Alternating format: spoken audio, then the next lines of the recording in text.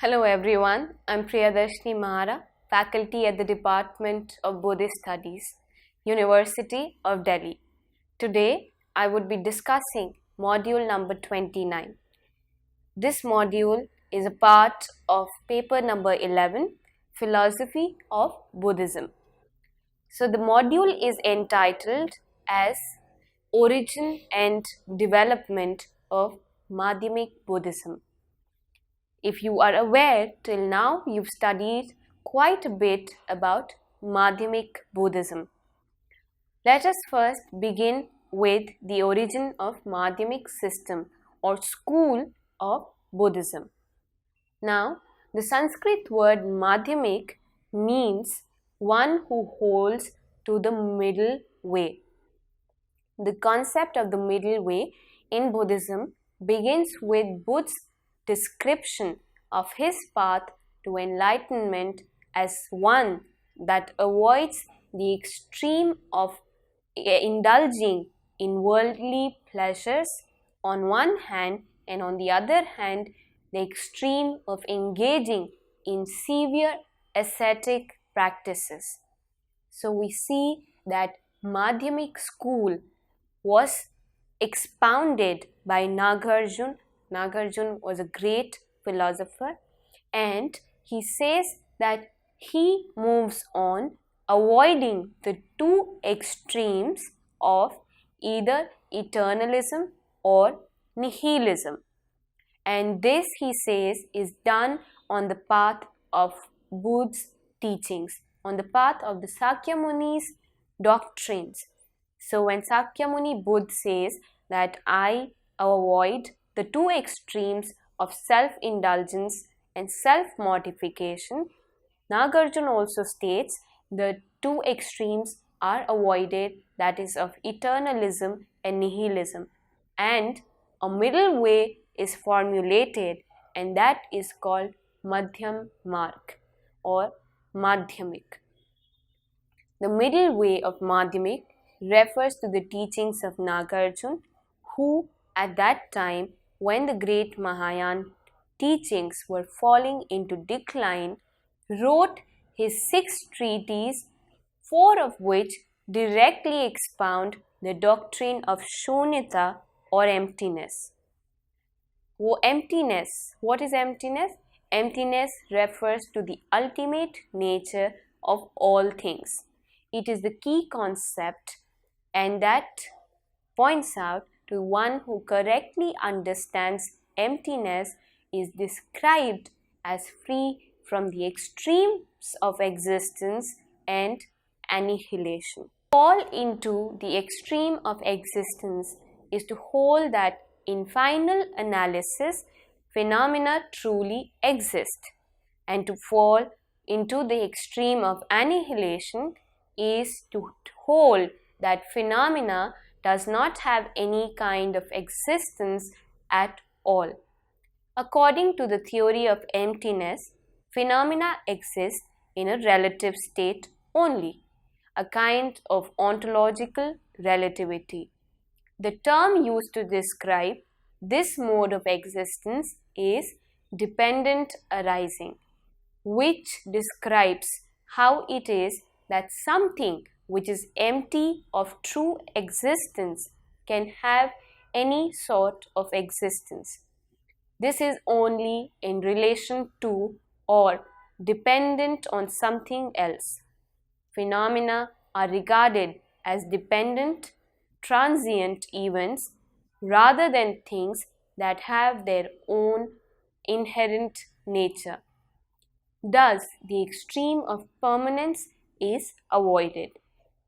Now, by the same take, we see that dependent existence is something more than one, and so annihilation is avoided.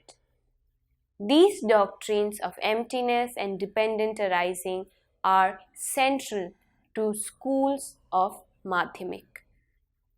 When we look at the work of Nagarjuna and his immediate follower Aryadev, it is considered the basis of interpretation and understanding by later Madhyamiks. There is much that the two model texts, Madhyamics, did not directly establish.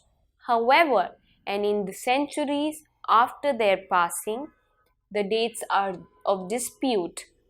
Nagarjun, for instance, is said to have his tradition lived for 800 years, leading Western scholars to posit as many as three separate Nagarjuns, but the texts seem to date the first few centuries AD or Common Era. So, what we're trying to say here is that when we look at the model text, Madhyamics did not directly establish.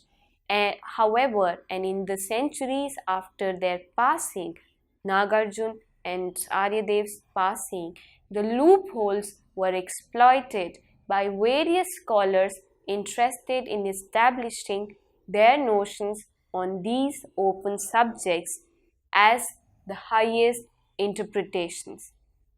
There are many ways in which the different interpretations were and are divided into schools of thought or various other systems. In India, the scholars seem to have been content to argue their positions without concerning themselves about labeling their systems. When Buddhism began to spread into Tibet, however, the effort to organize and delineate the arguments led to various systems of classification.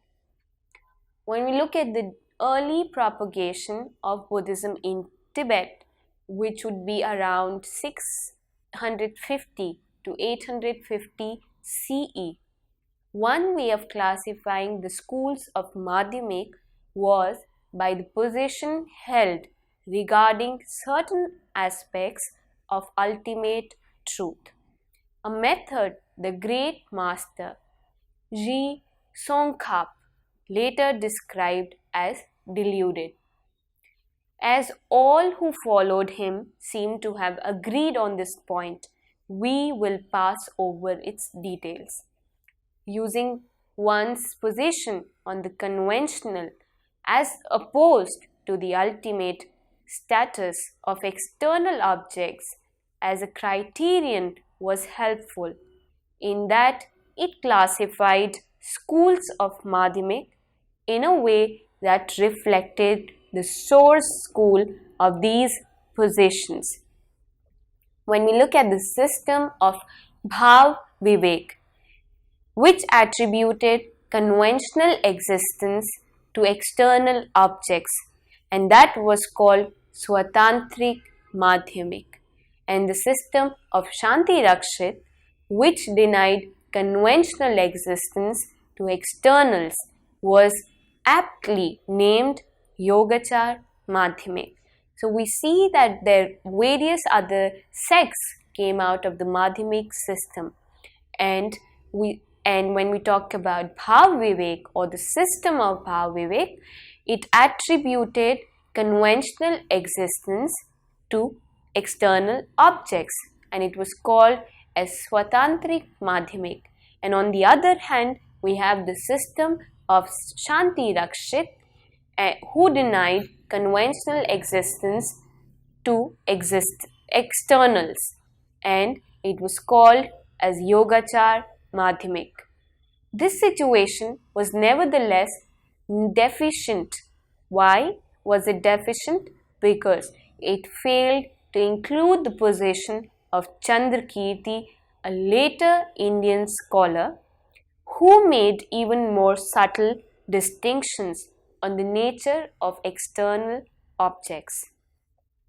This scholastic process, along with nearly all Buddhist activity in Tibet, was interpreted for a few centuries by the collapse of the Tibetan Empire in the 9th century and the persecution of Buddhism by proponents of earlier born religion. With the beginning of later propagation of Buddhism in the 11th century came the distinction of systems that stand today, that of the Swatantriks and Prasangiks. The basis for this division was again a loophole in Nagarjuna's writings. How the understanding of emptiness is to be produced in the mind of an opponent.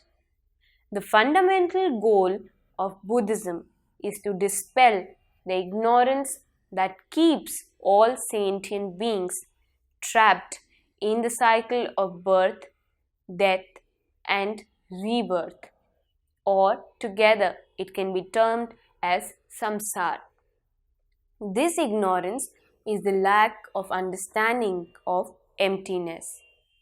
To inquire what the various schools mean by emptiness is to open the can full of maybe worms, for their definitions are contingent upon which scriptures are held to be the word of the Buddha, and within that limit which scriptures are definitive and which are interpretable. So that has always remained a question as to which is the right or more authentic scripture, because as human beings posited, everyone wants their scripture to be the most genuine work or to be the most genuine teachings of the Sakyamuni Buddha. So that has always remained a question, and maybe even in future times it will be a question. The major split of Hinayan and Mahayana derives from the first distinction, and as all Madhyamik schools are within the Mahayana branch, they accept the same canon which subsumes the Hinayan canon.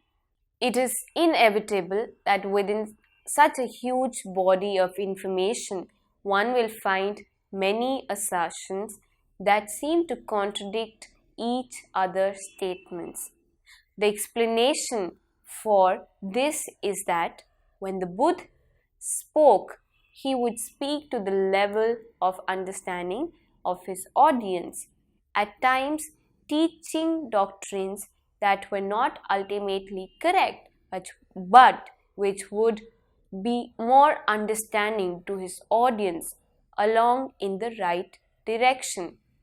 It is said that those who were not prepared to understand or accept emptiness would not be taught, lest they develop adverse reactions and so more harm done than good. Both Prasangik and Swatantrik accept that sutra that were taught, they give an information about ultimate truth or emptiness, and they are definitive, while those that do not give any information about emptiness or ultimate truth are interpretable. Exploiting yet another loophole, the Swatantriks make further distinction that a sutra must also be literally acceptable. A few more historical points are in order before discussing the differences between these schools of thought. It should be stressed that Prasangik view is considered the highest interpretation of Nagarjuna's middle way in modern Tibetan philosophy. Since the time of Songkhap, the Swatantrik way of understanding Madhyamik has been taught as a system to be refuted. However, the Swatantrik that is being refuted may not be identical to the originally intended system of Swatantrik founders. It is said that hearsay is merely the side that loses the fight for orthodoxy, and in a country like Tibet, where monasteries were often caught up in the political struggles of times, it is possible that some doctrines were abandoned on the grounds other than logical inconsistencies. Logical inconsistencies do not hold all the attention or audiences. There could have been any other personal relationships that would have affected this loss.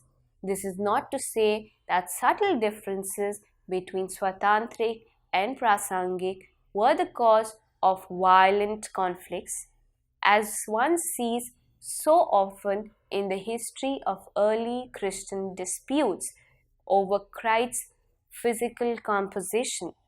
Rather, it might be more accurate to say that the possessions held by Tibetan orders were, like the monasteries themselves, susceptible to the fortunes of the wars that their feudal as well as Mongol benefactors engaged in. It is also important to note that the Indian scholars who are credited with founding the branches of Madhyamik, the so-called partition Madhyamiks, did not recognize themselves as Swatantrik or Prasangik, and only Chandrakirti, who was the scholar amongst them, recognized their subtle divergences on the meaning of emptiness.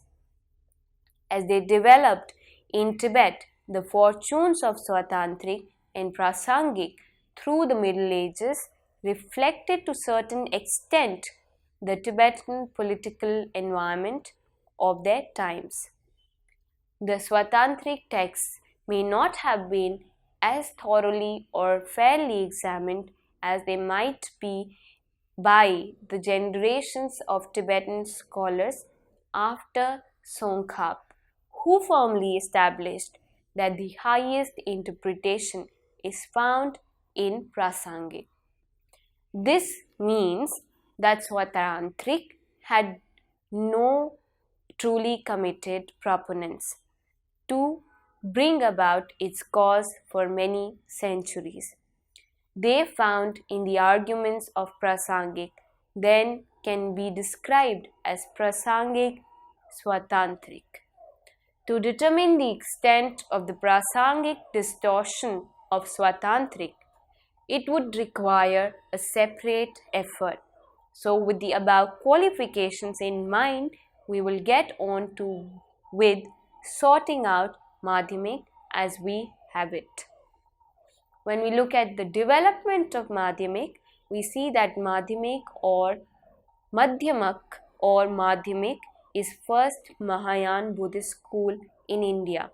The name Madhyamik, one who follows the middle way, is derived from the word Madhyamak found in the title Madhyamak Karika or Mool Madhyamik Karika. When we look at this name Madhyamik, it points out to the one who follows middle way.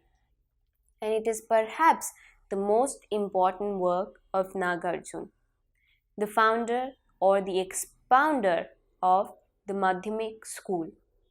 The school is referred to as the school of middle way or Buma Pa, which is termed in Tibetan Sang Lung Sung, the three treaties school in Chinese, and San Roshu in Japan. According to Yuichi Kajiyama, Indian Madhyamik may historically be divided into three stages: early, middle, and late. Madhyamik, the Encyclopedia of Religion, which was edited by Mercy Elida, and it has volume number 9, New York Macmillan Publishing Company. So we see that these divisions of early, middle, and late has been incorporated in this text called Madhyamik, the Encyclopedia of Religion. When we talk about the development of Madhyamik system and it being divided into three phases of early, middle, and late, let us begin with the early period. early period is marked by two great figures. One is Nagarjuna and the other one is Aryadev. And a later predecessor can be Rahul Bhadra. The middle period, as we see, as the tradition reports that the 8 Indian scholars wrote commentaries on Mool Madhyamik Karika, Nagarjuna himself, Aktobhar, which is in Tibetan. Then we have Buddha Palit 470 to 540. Buddha Palit gave Mool Madhyamik Vritti, and it is also in Tibetan. Then we have Chandrakirti 600 to 650 who gave Prasan Pad, and it is found in Sanskrit as well as in Tibetan.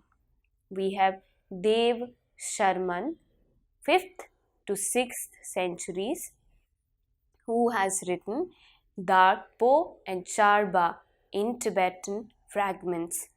Then we have Gunmati 5th to 6th centuries, and his work is in Tibetan fragments. Then we have Sthirmati 510 to 570, Taseng, Chungkwa and Shi Lun. These are all his works in Chinese. And in the end we have Bhavya or Bhav Vivek, who is there in 500 to 570 century, and his work is called Pragya Pradeep, which is found in Tibetan as well as in Chinese. Pingla Zhuang Lung in Chinese. So this is the middle period, which is full of scholars working or bringing out different commentaries on Mool Madhyamik Karika. When we look at the last phase or the last period, we see philosophers of the middle period of Indian Madhyamiks can be categorized as follows. They wrote their own commentaries on the Mool Madhyamik Karika.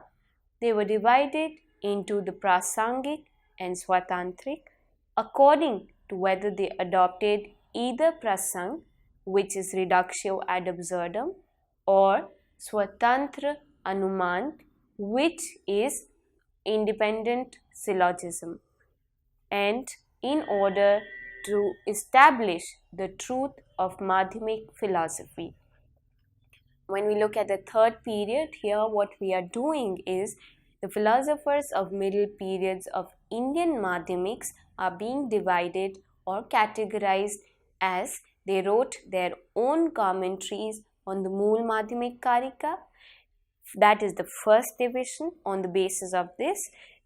Secondly, on the basis of whether they belonged or they worked according to Prasangik method or Swatantrik method. Prasangik method was the adoption of reductio ad absurdum, and Swatantrik was the adoption of independent syllogism.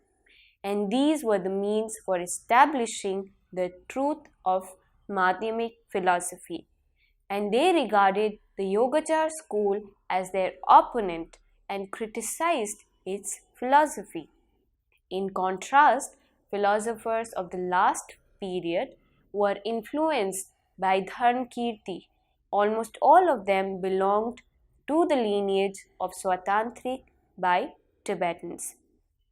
Further, when we contrast them, we see that the later Tibetan scholars, or particularly Bhav Vivek, a Swatantrik Madhyamik, as he adopted Swatantrik theory of imperceptible but real external world from the standpoint of truth on the conventional level, which is Samvriti. It was Kumarjiv 350 to 409 who introduced Nagarjuna's philosophy into China by translating Mool Madhyamik Karika, 12 Gates treatise and 100 treatises, and Da Zi Du Lung Chi Sang 549 to 623 of the Sui dynasty regarding the thoughts of Nagarjuna and Aryadev as the core of Buddhist doctrine founded Sha Lung tradition. Tisa wrote the San Lung, and which means profound meaning of the three treatises. He also propagated the middle way and the 8 kinds of negation that appear in the solution verses of the Mool Madhyamik Karika. The tradition flourished during early Tang period but began to decline after Husang transmission of the works of the Yogacar school to China. Ikan, a Korean monk, introduced the Sanlun doctrines to Japan, where, as San Roshu, it enjoyed a brief efflorescence as one of the 6 schools of Nara period, and that is during the 7th century. In China as well as in Japan, the school was short-lived and was overtaken by popular Buddhism as propagated by such traditions as Pure Land, Zen, and others.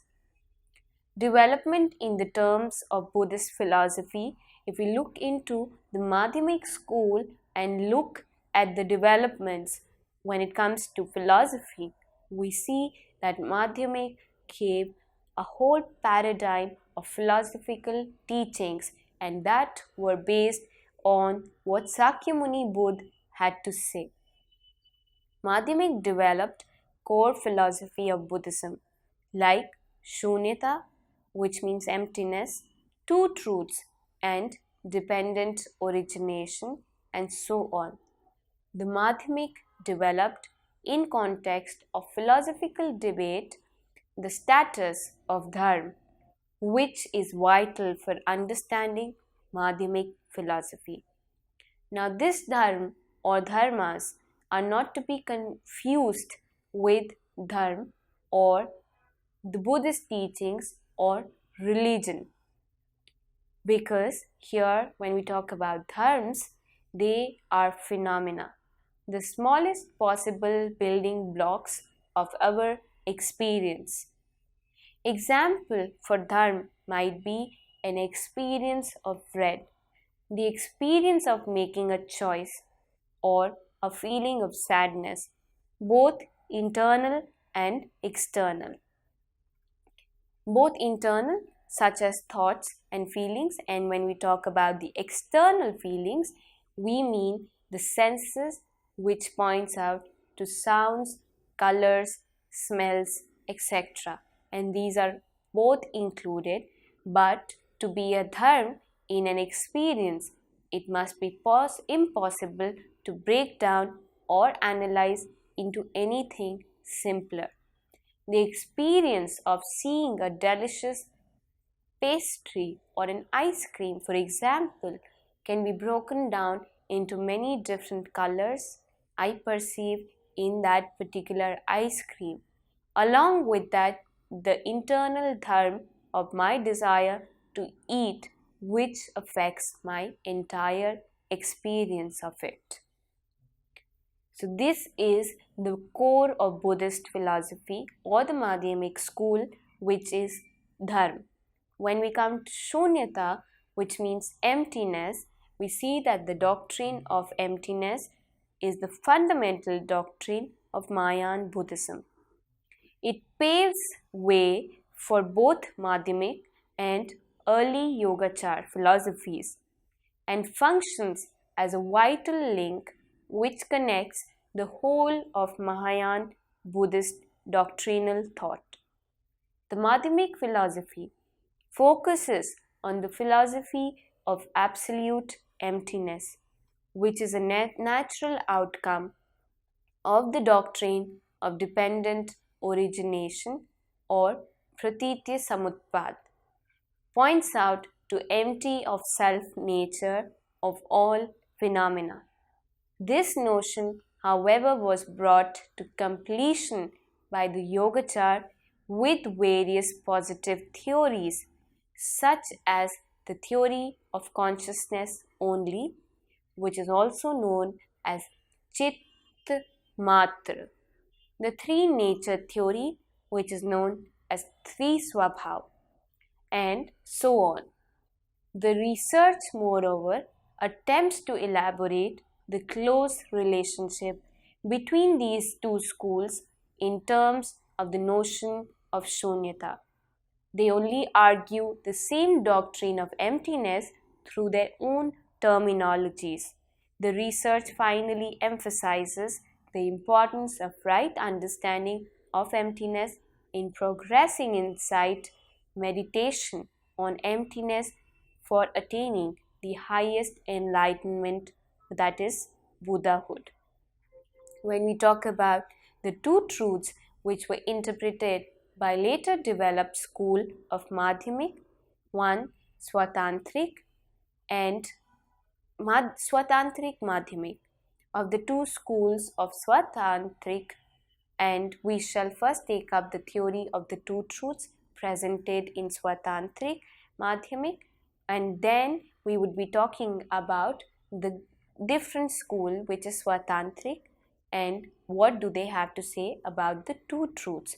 So here when we talk about the two truths, both these schools point out or claim that the two truths are samvriti, which means conventional truth, and the ultimate truth, which is Paramarth. And these two are connected with samsara and nirvana. So according to Madhyamik school, if we look at it, we get to understand the concept of samsara and nirvana depending upon samvriti satya and paramarth satya, and in the end seeing shunyata or emptiness from the empirical point of view or from the ultimate point of view. We see the interdependence of the phenomenal existence and also the impermanence of the phenomenal existence. This is what is the philosophical paradigm of the Madhyamik system. Thank you.